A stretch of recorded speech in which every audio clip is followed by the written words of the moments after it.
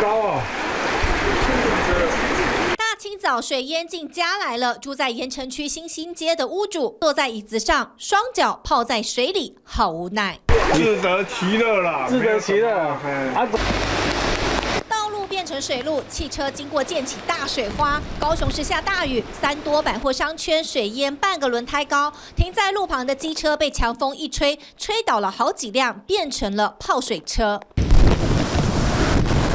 骑在路上的机车骑士逆风也难前进，风大到连人带车被吹偏了，干脆骑到大楼管理室避避风头，但送报人员却不行，照样逆风前进，慢1-2个小时了啦。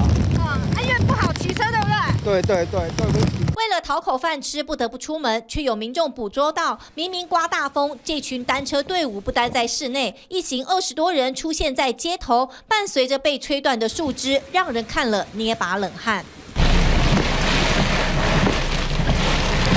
高雄车道12级最大阵风把招牌都吹断了，林园区2层楼高的招牌倾斜45度，摇摇欲坠。其他摊贩的铁皮近4-5公尺的范围也被吹得七零八落。